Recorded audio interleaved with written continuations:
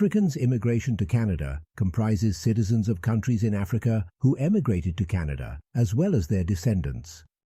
According to Statistics Canada, African-born individuals comprised 13.4% of recent immigrants to Canada as of 2016. This was the second largest number of recent immigrants to the nation after Europe, and a fourfold rise from the number of African-born immigrants in 1971, 3.2%. As of 2016, the top 5 countries of birth of recent African-born immigrants to Canada were Nigeria, Algeria, Egypt, Morocco, and Cameroon. Among the population in Canada with an immigrant background, persons with ancestry from Africa were the youngest residents as of 2016.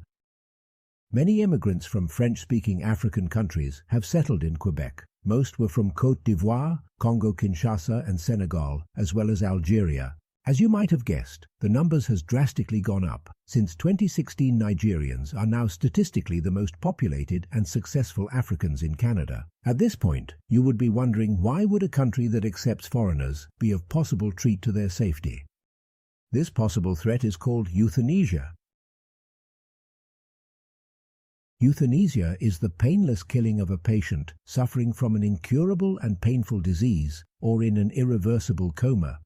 By definition, it doesn't seem harmful, but the Canadian government only legalized euthanasia to fix their growing problems of lack of organ donation for people with organ problems.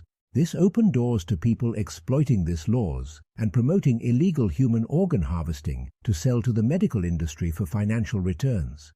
Watch American political commentator Mr. Matt Walsh explain this in details. They are killing people and they are celebrating it. Before we really get into things, let's review a few points. First, in Canada, doctors do not just execute the terminally ill, as awful as that alone would be. Thanks to a recent court decision and a new law in Canada, doctors can kill pretty much anyone. Watch the creepy clown-killing doctor explain the standard of care that determines who is actually eligible for execution now. Watch. Our law never required terminal illness. It never required a prognosis of 6 months. It always required, originally, that the patient be on a trajectory towards their natural death with no time limit around that, allowing more of a flexible clinical interpretation. But even that was challenged because that wasn't in our original constitutional decision by the Carter case. And so for 3 or 4 years after the law was passed, it was looked at in a provincial court, and it was decided that that also needed to be struck out of the law. And with the removal of that, it opened up access to assisted dying for those who weren't necessarily dying. A trajectory towards death is already an incredibly permissive standard for euthanasia, given the fact that we as mortal creatures are all on a trajectory towards death. I hate to tell you. But even that vague limitation has been lifted. Now there's basically no limitation at all. And that's why last year a Canadian doctor named Joshua Tapper was able to authorize the killing of a 23-year-old man named Keanu. And why was Keanu killed? Well, according to the Substack Common Sense, Keanu was depressed, he was diabetic, and he had lost one vision in one eye. And on top of that, he, quote, didn't have a girlfriend. On those grounds alone, the doctor authorized the state to kill Keanu. There are many more stories like this. There's Amir Farsood, who was approved for MAID because he was homeless. There's the Army veteran Christine Gauthier, who was told by the Canadian government to consider euthanasia rather than endure the wait for a stair lift in her home. And so on. Many cases like this. Now, this is eugenics. It's the kind of thing the medical community thought long and hard about after World War II. Doctors wondered, how do we make sure that medicine is never again used to kill the weakest and least desirable members of society? Well, doctors no longer ask that question. Eugenics is making a comeback. Why is that? If you look at this as a purely political issue, it makes sense. Several years ago, Canadian politicians realized that they had a big problem. The healthcare system, which they run, wasn't able to keep up with the need for organ donors. It's a big political problem. Thousands of people were dying, waiting for transplants. So the government set out to find new ways to get more organs. And that's when they passed the first law legalizing euthanasia. Now, if you think it sounds crazy to make this connection, well, the Canadian media drew this connection immediately. Here's a headline from the Ottawa Citizen in 2020, a few years after MAID was legalized. Quote, Medically assisted deaths prove a growing boon to organ donation in Ontario. Very quickly, Canada became the world's leader in harvesting organs from MAID victims. According to the American Journal of Transplantation, doctors in Canada perform almost half of the world's organ transplants from MAID, and they've done that over the past half decade. Ontario sets new records for organ donations every year. So that's one political problem solved. Just like China harvests organs from prisoners, Canada harvests them from homeless people and the elderly. Euthanasia also solves financial problems. Back in 2017, the Canadian Broadcasting Corporation ran an article raving about all the money the country could save by simply killing sick people outright. You know, to take care of sick people is expensive, but if you kill them, then you save a bunch of money, it turns out. Quote, new research suggests medically assisted dying could result in substantial savings across Canada's healthcare system. Doctor-assisted death could reduce annual healthcare spending across the country by between $34.7 million and $136.8 million. The savings exceedingly outweigh the estimated $1.5 to $14.8 million in direct costs associated with implementing medically assisted dying. The article goes on to explain that it's very expensive to provide medical care to sick people and elderly people. The more frugal option is to give them a lethal injection. Problem solved. Who cares about human life anyway when there's money to be saved? Money to be saved and money to be made. The euthanasia industry is booming in Canada, with entrepreneurs finding new and creative ways to get in on the action. As the CBC excitedly reported, funeral homes are expanding their brands to include medical assistance in dying. Customers can now take advantage of the luxury sort of a full service option, which means that instead of going to a funeral home after you die, you can go there to die. Think of the convenience. Watch. Welcome, follow me. Funeral homes have been in Mathieu Baker's family for generations, but he recently expanded the kind of service he offers. So this is the room where you have the medical aid in dying? Yes, this is where it happens. People who are approved for medical assistance in dying can come here with their doctor and loved ones to end their lives at a cost of at least $700. It's a lot of organization on our part to really make it a respectful and meaningful event for that family. It's what Michel Brunel recently opted for. His family says he had emphysema and his quality of life had deteriorated, but he didn't want to die at home or in the hospital. They're using a room that they have already, decorated it very nicely, allowed us the time we needed to do what we had to do, to say goodbye, let him get comfortable. It's just a beautiful option. Suicide rooms in funeral homes.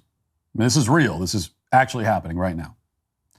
You know, and if you really want to increase efficiency, maybe they can even allow you to commit suicide while laying in your casket. Saving time, saving money, making money. That's what eugenics has always been about. That's obviously not the entire explanation for what we're seeing. Every country has evil politicians who would kill innocent people for power, but Canada has much bigger problems, and its main problem is that it's a godless hellhole. One that's so far gone, the Prime Minister makes excuses for church burnings. Canadians, they don't believe in God anymore, at least not in the traditional sense. They believe that they are gods.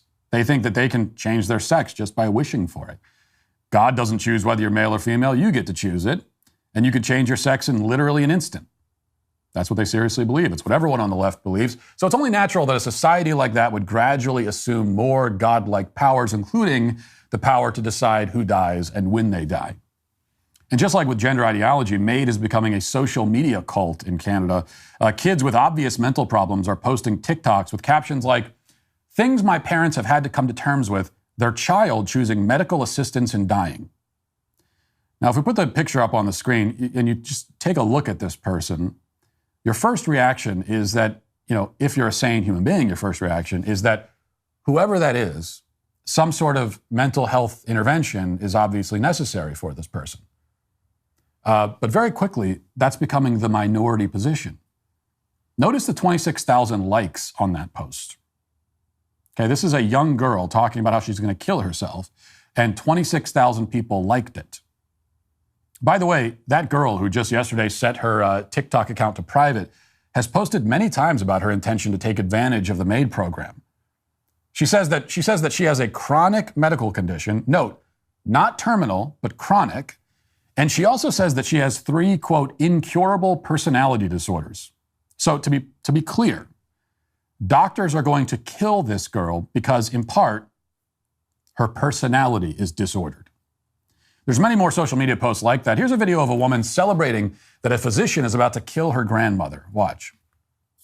I came in quietly. I'd like to go out quietly. Are you nervous? Are you excited? How do you feel?